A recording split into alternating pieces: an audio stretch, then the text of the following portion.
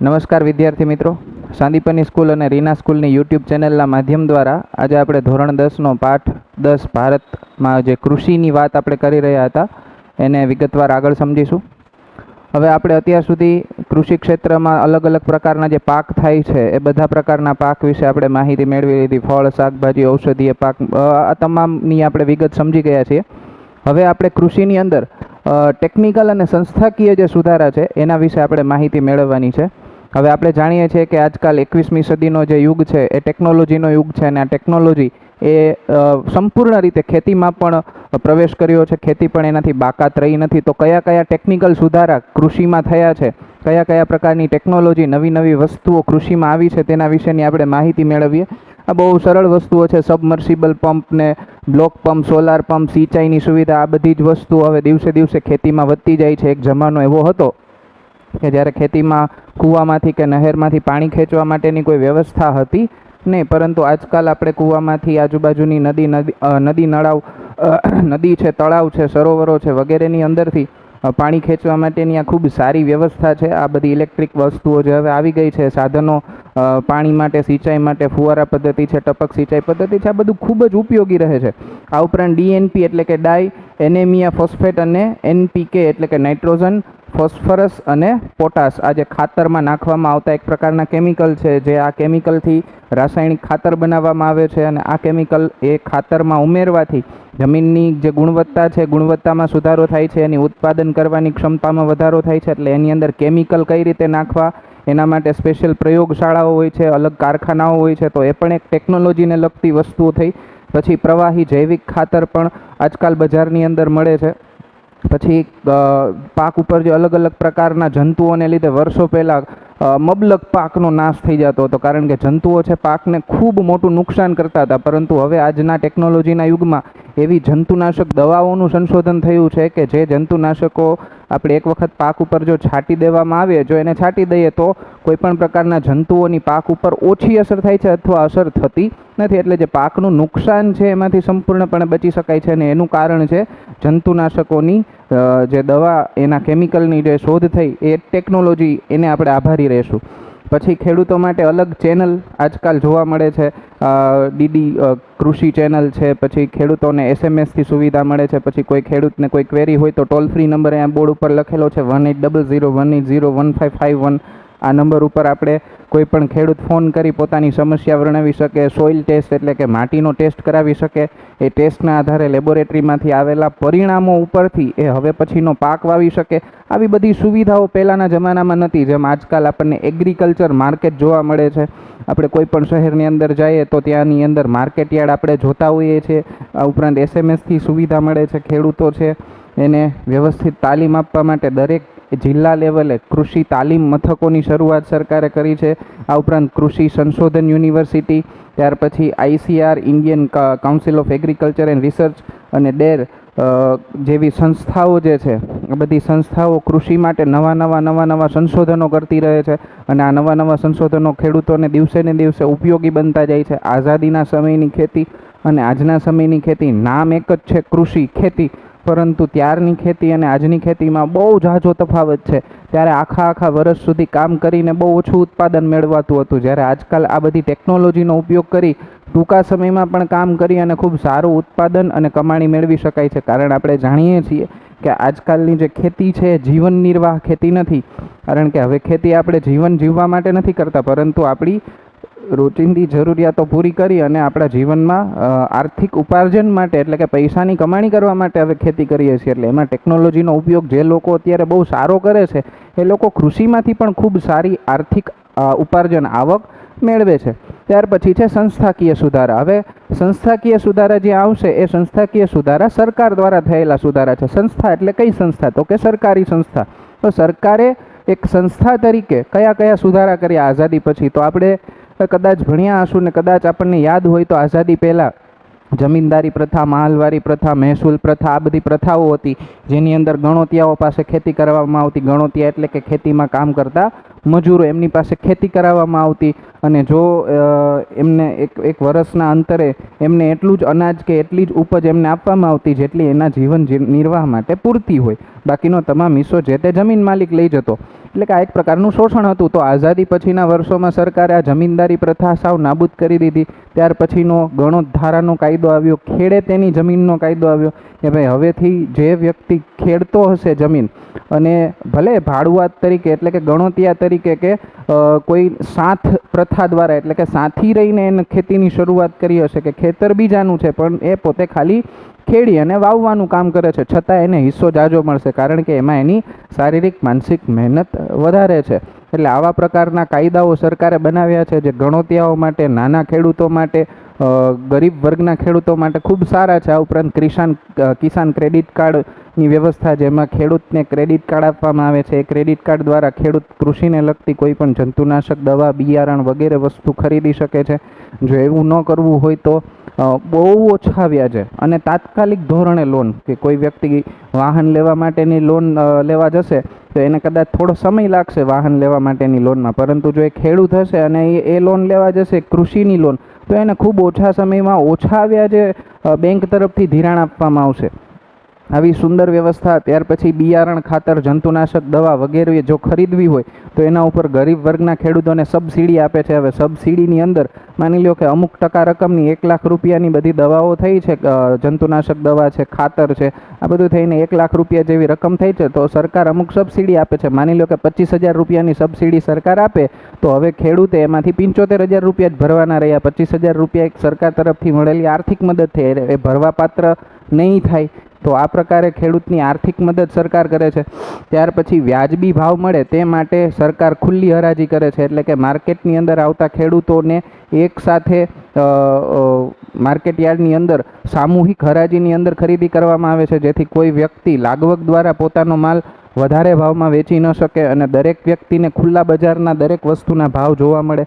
ત્યાર પછી શીતગૃહો એટલે કે આપણે જોઈએ છે કોલ્ડ સ્ટોરેજ, જેમ કે ફળ છે, કોઈ શાકભાજી છે, આવી વસ્તુઓ છે ખેતીમાં ઉત્પાદન થયા પછી બીજા જ દિવસે તાત્કાલિક વેચી ન શકાય, તો એવી વસ્તુઓને ક્યાં રાખવી પડે? કોલ્ડ સ્ટોરેજમાં. તો એવા સરકારી કોલ્ડ સ્ટોરેજ, સરકારી ગોડાઉનની અંદર સરકાર અમુક મામૂલી એવું ભાડું વસૂલ કરી અને ખેડૂતોને પોતાની વસ્તુઓ શીતગૃહોમાં, કોલ્ડ સ્ટોરેજની અંદર રાખવા દે છે. ત્યાર પછી ખેડૂતોની જે ઉત્પાદિત થયેલી વસ્તુઓ છે એને ખરીદવા માટે ખાસ ખરીદ વેચાણ મંડળી કે જે સારા ભાવે ખેડૂતોની વસ્તુ ખરીદે છે, ટેકાનો ભાવ આપે છે. અમુક વર્ષો દરમિયાન અમુક વસ્તુનું ઉત્પાદન ખૂબ ઝાઝું થયું હોય અને જો ખેડૂતોને એવું લાગે કે આ વસ્તુનો અમને બજારમાં સારો ભાવ નથી મળી રહ્યો, તો સરકાર અમુક ચોક્કસ ટકા ભાવ નક્કી કરે છે. દાખલા તરીકે કપાસનો ભાવ 870 રૂપિયા સરકારે નક્કી કર્યો ટેકાનો ભાવ. તો હવે કોઈ પણ વ્યક્તિ જે વ્યક્તિ હવે કોઈ ખેડૂત પાસેથી કપાસ ખરીદશે તો ઓછામાં ઓછા એને 870 રૂપિયા તો ચૂકવવા જ પડશે. એનાથી વધારે પણ જો કોઈ સારી ગુણવત્તાવાળો કપાસ હશે તો એને વધારે પૈસા મળશે, પરંતુ ઓછામાં ઓછા એને 870 તો આપવા જ પડશે.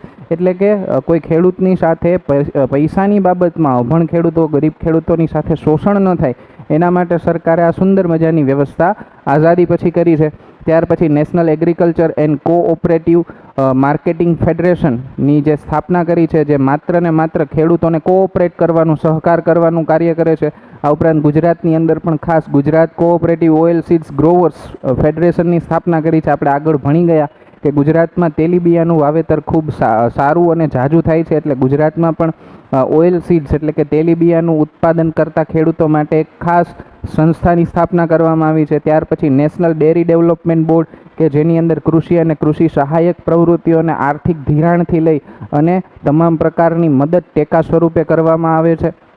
આ ઘણા બધા સુધારા એટલે કે સંસ્થાકીય સુધારા કૃષિમાં સરકાર દ્વારા થયા છે, જેથી પહેલાં કરતાં ખેડૂતોની સ્થિતિમાં ખાસો એવો સુધારો થયો છે.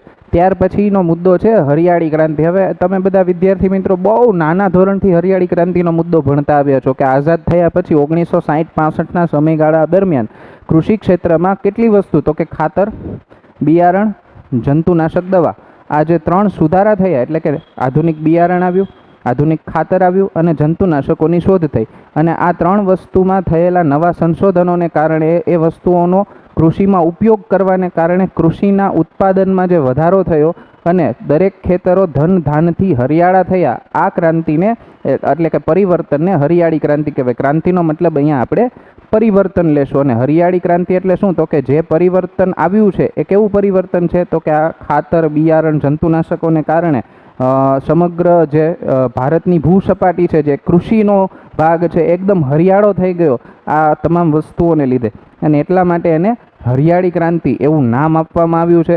અને એના કારણે હરિયાળી ક્રાંતિથી ખૂબ સારો સુધારો થયો, કારણ કે જે ડાંગરનો પાક હતો અને ઘઉંનો પાક હતો, આ બે પાક માટે ખાસ કરીને બિયારણ અને જંતુનાશક દવા અને ખાતરની શોધ કરવામાં આવી.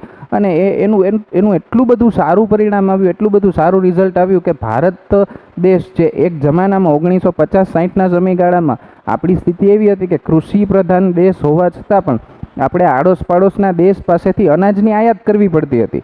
એટલે કે આપણે ખાવા માટે ઘઉં, ખાવા માટે ડાંગર એટલે કે ચોખા આયાત કરવા પડતા હતા કૃષિ પ્રધાન દેશ હોવા છતાં પણ હરિયાળી ક્રાંતિ આવી ત્યાર પછી એટલો સરસ સુધારો થયો કે આપણે જે દેશ અત્યાર સુધી અનાજની આયાત કરતું હતું એ દેશ પાસે એટલો બધો બફર સ્ટોક એટલે કે જમા જથ્થો થઈ ગયો અનાજનો.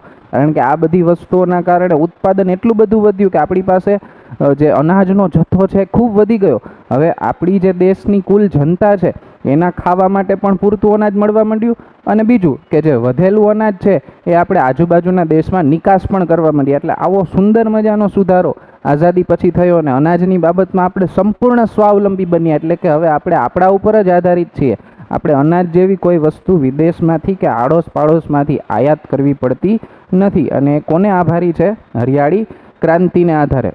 અને ત્યાર પછી હરિયાળી ક્રાંતિની અંદર જ એક સૌથી સારી વાત થઈ અનાજ સંરક્ષણની. આપણે જ્યારે આઝાદ થયા 1947માં એ સમય દરમિયાન ભારતની વસ્તી આશરે 36 કરોડ 10 લાખ જેવી હતી.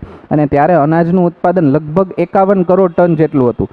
પણ હવે તમે વિચારો કે આ 51 કરોડ ટન અનાજની સામે 2013-14ની અંદર આપણી પાસે 265.4 ટન અનાજનું ઉત્પાદન થવા લાગ્યું. એટલે કે લગભગ 50 વર્ષની અંદર જ અનાજનું ઉત્પાદન 6 થી 7 ગણું વધ્યું. એટલે હવે આપણી પાસે અનાજ એટલું જાજુ અનાજ છે કે આપણે આપણા માટે પણ પૂરતું ખરીદી શકીએ છીએ, એનો સ્ટોક પણ જમા રાખી શકીએ છીએ કે કોઈ કુદરતી આફત સમયે કોઈ 1 વર્ષ 2 વર્ષ કૃષિ નબળી થાય તો પણ આપણે આપણા ગોડાઉનોની અંદરથી એ પડેલો બફર સ્ટોક છે એ એક ખોરાક તરીકે ઉપયોગમાં લઈ શકીએ છીએ. અને એ સિવાય વધેલું અનાજ આડોશ પડોશના દેશમાં મોકલી શકીએ છીએ. એટલી બધી આપણે અનાજના ક્ષેત્રમાં સ્વાવલંબી પ્રાપ્ત કરી.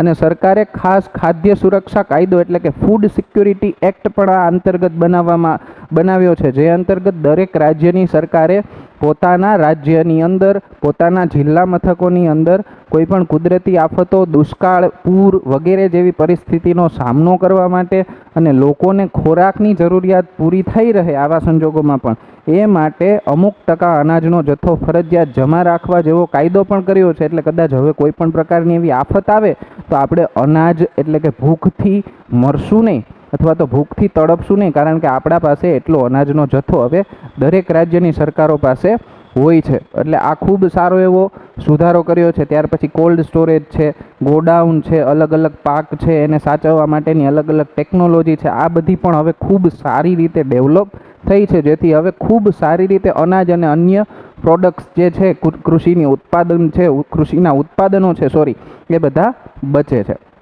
છેલ્લો મુદ્દો આ પાઠનો, ભારતની ખેતી પર વૈશ્વિકીકરણની અસર. હવે વૈશ્વિકીકરણ એટલે શું તમને ટૂંકમાં સમજાવું તો કે આપણા બજારને એટલે કે ભારતના બજારને અન્ય દેશના બજારો સાથે જોડવાની પ્રક્રિયા, ભારતના બજારને અન્ય બજારો સાથે, અન્ય દેશના બજારો સાથે, વિશ્વના બજારો સાથે જોડવાની પ્રક્રિયા એટલે વૈશ્વિકીકરણ. અને આ વૈશ્વિકીકરણ આપણું કૃષિનું, ભારતનું જે છે એ ભારતના કૃષિનું વૈશ્વિકીકરણના આધારે અન્ય બજારોમાં પણ આપણું જોડાણ થયું છે. એક જમાનો હતો જ્યારે આઝાદી પહેલાં અંગ્રેજો દેશ વિદેશથી અહીંયા વસ્તુઓ લેવા માટે આવતા, દેશ વિદેશના લોકો ભારતના મરી મસાલા લઈ જતા હતા. એટલે ત્યારે વૈશ્વિકીકરણ હતું જ, એવું નથી કૃષિના ક્ષેત્રમાં વૈશ્વિકીકરણ આપણે આઝાદી પછી કર્યું, પરંતુ ખાસ કરીને હરિયાળી ક્રાંતિ પછી વૈશ્વિકીકરણ વધ્યું છે આપણું. અન્ય દેશો સાથે આપણે વૈશ્વિકીકરણને જોડી શક્યા છે. એનું કારણ શું છે મિત્રો? કે હવે જેમ જેમ સમય બદલાતો જાય છે ને એમ લોકો ક્વોન્ટિટી કરતાં ક્વોલિટી એટલે કે જથ્થા કરતાં ગુણવત્તામાં વધારે માનવા લાગે છે. અને આજકાલ ભારત પાસે એવા સારા બિયારણો, એવા સારા ખાતર, એવા સારા જંતુનાશકો અને એવા થોડા થોડા અને ક્યાંક વધારે શિક્ષિત ખેડૂતો વધતા જાય છે કે જે ઉત્તમ ગુણવત્તાવાળું અનાજ કે ઉત્તમ ગુણવત્તાવાળી પ્રોડક્ટ છે ઉત્પાદિત કરે છે, અને એના કારણે આપણી વસ્તુઓની જે વિદેશમાં માંગ છે એ માંગમાં શું થયો છે? વધારો થયો છે.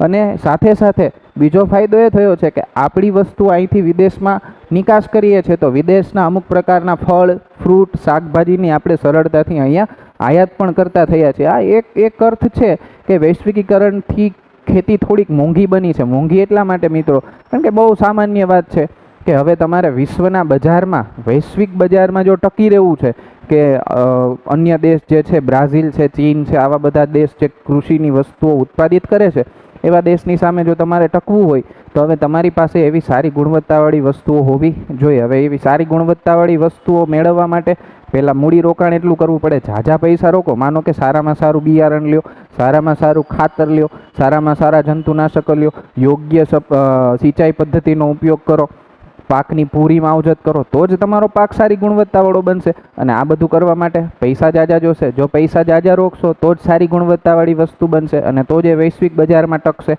એટલે વૈશ્વિક બજારમાં ટકવા માટે કૃષિ થોડી મોંઘી થઈ છે, પણ સામે એટલું રોકાણ કર્યા પછી ફાયદો પણ વધારે થશે. એ પણ એક એની બીજી સાઈડ છે. પછી વૈશ્વિકીકરણથી મોડિફાઈડ બિયારણો વધ્યા છે. એટલે કે આજકાલ બિયારણો છે વધારે પડતા સુધારા કરેલા બિયારણો. મોડિફાઈડ કરવું એટલે શું? તો કે એમાં નાના મોટા સુધારા, કેમિકલ, પોટાશ, ફોસ્ફરસ, આવા બધા તત્વો નાખી અને કેમિકલાઇઝ કરી અને બજારોમાં વેચવામાં આવે છે, જેથી એના પાકના ઉત્પાદન સારા મળે છે. હવે વિશ્વ બજારની હરીફાઈમાં ટકવા માટે સ્પેશિયલ પેટન્ટવાળી વસ્તુનું ઉત્પાદન કરવું શક્ય આજે બન્યું છે આપણા માટે. જો તમારે વૈશ્વિક બજારમાં ઉત્પાદન કરીને મોકલવું હોય, માનો કે તમારે તમારી વસ્તુ અમેરિકા, ઇંગ્લેન્ડના બજારમાં મોકલવી હોય, તો અમેરિકા આપણે જે અહીંયા ઘઉં ખાઈએ છીએ કે ચોખા ખાઈએ છીએ, હવે ત્યાંના લોકોની જે હેલ્થ છે, એટલે કે એમનું જે સ્વાસ્થ્ય છે, એમની જે દિનચર્યા છે, ત્યાંનું જે વાતાવરણ છે, ત્યાંની જે ભૌગોલિક પરિસ્થિતિ છે, એના પ્રમાણમાં એમની લાઈફસ્ટાઈલ પ્રમાણે આપણે અલગ પ્રકારના ચોખાનું વાવેતર કરવું પડે, ઘઉંનું વાવેતર કરવું પડે. એને પેટન્ટ એટલે કે આપણે અલગ પ્રકારના ત્યાંના વાતાવરણને, ત્યાંની ભૌગોલિક પરિસ્થિતિને, ત્યાંના લોકોની શારીરિક સ્થિતિને અનુકૂળ વસ્તુઓનું ઉત્પાદન કરવું પડે. એટલે આપણે વિદેશ વ્યાપાર કરવો હોય જો અનાજનો, તો એક ચોક્કસ પ્રકારની પેટર્ન એટલે કે ચોક્કસ પ્રકારની ગુણવત્તાવાળા, ચોક્કસ પ્રકારની આવડતવાળા, ચોક્કસ ક્વોલિટીવાળા અનાજનું ઉત્પાદન કે પાકનું ઉત્પાદન કરવું પડે. અને એમાં પણ હવે આપણે ધીમે ધીમે સફળ થતા જઈએ છીએ અને આપણે વિશ્વના બજારમાં કૃષિનો ડંકો પણ વગાડી ચૂક્યા છીએ. તો અહીંયા જે આપણો ભારતનો જે કૃષિનો પાઠ હતો એને આપણે અહીંયા આજે પૂરો કરીએ છીએ. આજના દિવસમાં જેટલી વિગત આપણે ભણ્યા છે, ટેકનિકલ સુધારા, સંસ્થાકીય સુધારા, પછી હરિયાળી ક્રાંતિ, વૈશ્વિકીકરણની ખેતી પર શું અસર થાય, આ બધું જ આપણે એક વખત નોટબુકની અંદર લખવાનું છે અને તૈયાર કરવાનું છે.